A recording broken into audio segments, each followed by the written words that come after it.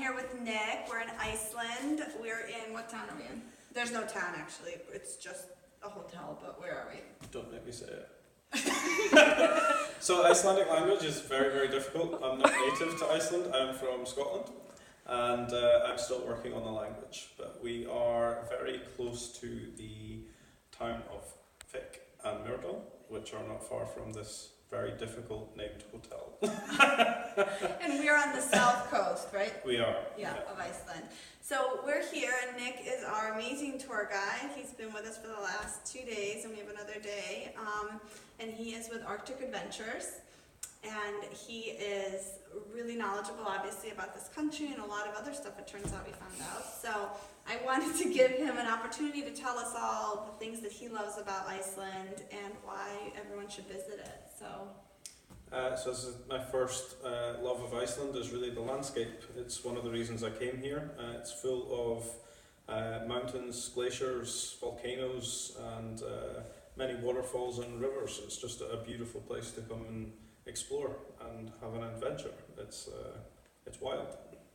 How did you end up in Iceland? So I have for the last 4 years been working in the oil and gas industry in Scotland, which unfortunately took a dive in the last couple of years. So I decided to come back to my roots, which has always been tourism, and Iceland has just exploded in terms of people that want to come and experience the landscapes here. So busy place. So I came to work and help and enjoy the place myself. And as far as tourism goes, how did you start off in the tourism industry? So I left school at 17 and went to the Red Sea in Egypt and trained to become a diving instructor. So I started my life in tourism by teaching people how to scuba dive, and that allowed me to travel everywhere. It was a great career. It was good fun. And you came, as far as I understand, to Iceland with the intention of being a scuba instructor.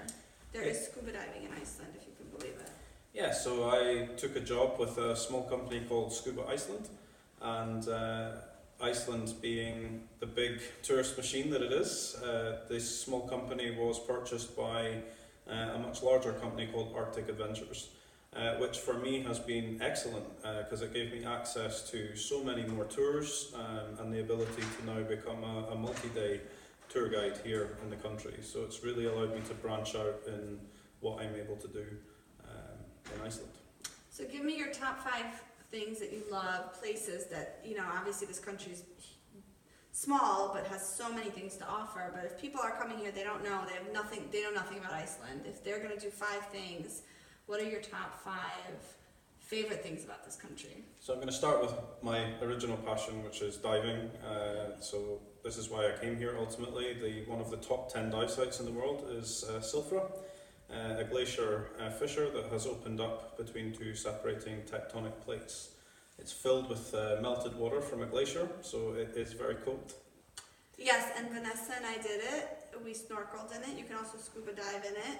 It is extremely cold, but actually one of the most incredible experiences I've ever had. It's what I like to call 45 minutes of pain to see something really beautiful. Yeah, I mean, but it's worth it. Incredible. It's the most crystal clear water. What's the visibility in It's Silfra? about 100 meters visibility. Amazing. Okay, so scuba diving. Yes, and not just Silfra, there are locations to dive around Iceland, all around the Atlantic coast. Shipwrecks, geothermal chimneys, and lots of weird Atlantic fish species that if you dive in tropical waters, you will see nothing else like it anywhere else. Okay, but really quick, if people want to come to Iceland and dive, they have to be not only scuba certified, they also have to be dry suit certified as well. Yes, so you need to either hold evidence of dry suit diving experience or have a dry suit qualification. So depending on where you learn to dive, you can obtain that in your own country or you can do the training here. So you have got options when you get here. Okay, so for people who don't want to scuba dive or maybe just want to do the snorkel or one day, what other types of things? So of course Iceland is very diverse. We have my probably most exciting activity I've done here was probably snowmobiling, which is on Iceland's many glaciers that they have.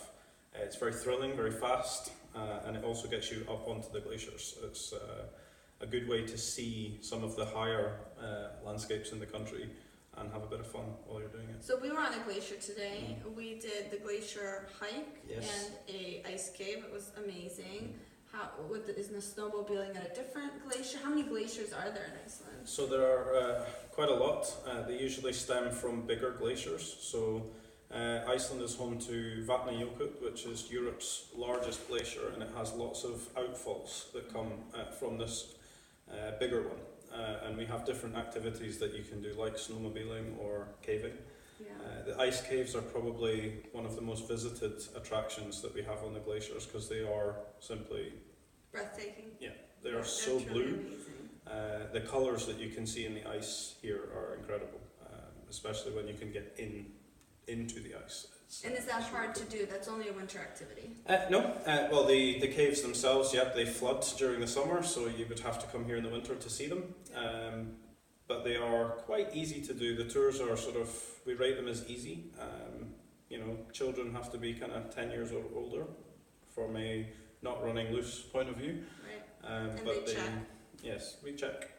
But they are very easy for anyone from elderly to young, provided you're medically fit to go. You're going to get on the glacier. It's good. Okay, snowmobiling, glaciers, Iceland, hiking on the glaciers, scuba diving. What else? Then for me it would be hiking. So just general hiking through the Icelandic highlands, and the biggest part of Iceland, which I really love, is the West Fjords, which really only open up in the summer because it's virtually impossible to get to in the ice and snow. There's some very, very big cliffs, white sand beaches, which are not common in Iceland, and the landscapes and sunsets that you can see up there are fantastic, and it's home to Iceland's very cute puffin. They're everywhere up there. Wow. And, so you can drive there in the summer? Yes, you can drive all the way around the West Fjords. It's also home to another very large waterfall called Dinjandi. It's very cool. It's a nice scenic place to go and visit. Okay, that's 3. Give me 2 more. 2 more highlights. Things. 2 more highlights in Iceland. Would probably actually be living in Reykjavik. It's a very trendy place to live in terms of being a tour guide. There are lots of very cool bars and very cool festivals that are held here. We have the Summer Solstice Festival, which is usually held around June, and we have mountaintops that host DJs and singers from all over the world. A lot of Icelandic bands that you might know of Monsters and Men is quite a famous one. And you can get helicopter flights to these festivals that are on top of, for example, like the Reykjavik city mountain, Esja. It's just really good fun. It's a kind of a big party town in the summer. It really opens up. It's a super cute town too. Like, we didn't really know what to expect when we got here, and it's this really small city, but it's got so many cute shops. Just the architecture is very different. It doesn't really look like anywhere else I've been in Europe, and it's really quaint. People are super nice. The shopping is good, very expensive. As far as Reykjavik goes, what would you recommend people? How many days would you recommend people spend there if you're coming your first time to Iceland? So to me, you should spend probably at least 2 or 3 nights in Reykjavik city. Mainly, do a couple of day trips, but the evenings are the best time to go into Reykjavik because that's when it really lights up. It's a really nice city to see with all the lights that they have. It is very colourful, and they host some very good Icelandic comedy shows, which you can see in some of the local bars, or they have the one-man How to Become Icelandic in 60 minutes. It's hilarious. Okay. At the biggest music concert hall, they have Harpa, which is made out of the biggest glass front that you will ever see, and those windows light up. It's a really fantastic building. Okay, speaking of lights, we came here in the winter because we wanted to see northern lights. We have not yet seen them, hopefully maybe tomorrow. But what is your experience with the northern lights? If people are coming here because they think they're going to get to see the northern lights, they're not a guaranteed phenomenon. What is the likelihood that people coming here in the winter will see them? So I would like to say the likelihood is good, but there is that 50-50 chance that, unfortunately, Iceland is in the Atlantic Ocean. We do suffer weather. Cloud coverage can affect what we can see. They are usually always going on up there, but on cloudy days, we're not going to see them. But we have to take the chance, and we have to go out and look for them. and check the websites and check the apps, because when you see the Northern Lights come out, they are amazing. They spiral in the sky, they dance around, they go from white to green and pink. Just seeing that kind of natural activity in the sky, especially if you don't see it in your own country, it's Yeah, really, we don't get them. it's really special. We're in Arizona where we live, there's definitely no northern lights. So, no, I've seen them roughly 10 times in my year in Iceland, and some of them have been, not great, and some of them have been super incredible. So it's just really being in the right place at the right time, and more often than not, Northern Lights tours, they will drive out and do their best to find the lights. But as I said, it is a natural phenomenon, and they are not always there. Yeah, we can't control the weather. But Iceland's also very popular in the summer. Most people come here in the summer or the winter? It's probably a good 50-50 split again. The type There's of no people... low season apparently in this country. No, it's just exploded in tourism. I would say the type of activities change from summer to winter.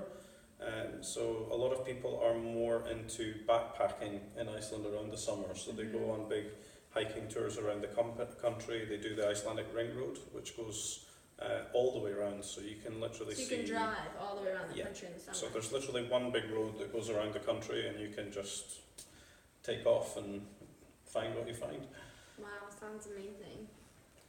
And There's puffins. There is puffins. And what I like about travelling around Iceland is you can actually check it out. There's a hotpoticeland.com, which is very cool. It's just a publicly updated website, and Iceland is full of natural hot springs and hotspots because of its geothermal energy and its magma core and all the volcano and lava activity that's going on.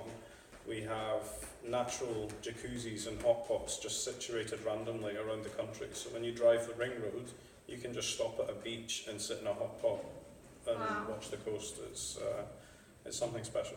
Favorite beach? One beach. Oh, wow. My one beach doesn't actually have a name, but it is in the West Fjords. So there is a small airport in the West Fjords at the most western point, and it is a pure white sand beach.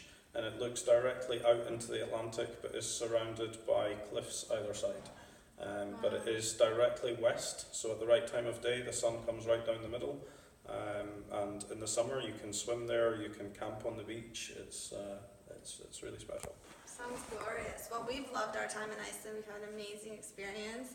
Again, Nick is phenomenal. If you're going to be coming to Iceland, I would highly recommend using Nick. He clearly knows what he's talking about. He's a very good driver, surprisingly, because when we first got in the car, it was a little dicey, but he's a really great driver, and Arctic Adventures has only small buses. There's none of these mega buses, which we don't recommend anyway. And so what's the maximum number of people on the tour? Generally 18 people maximum. It's great, and so you can get into places that you normally otherwise wouldn't be able to get into. Yeah, so because we keep the group small, we can really take our time to go around on the tours. Obviously, due to weather and things, sometimes it can change and the plan can change, but we will endeavour to always achieve what's planned in the tour script. Okay. Well, this is Janet and Nick, and we have loved our time in Iceland, so hopefully we'll be back in the summer for more. Yeah, come back. Thank you.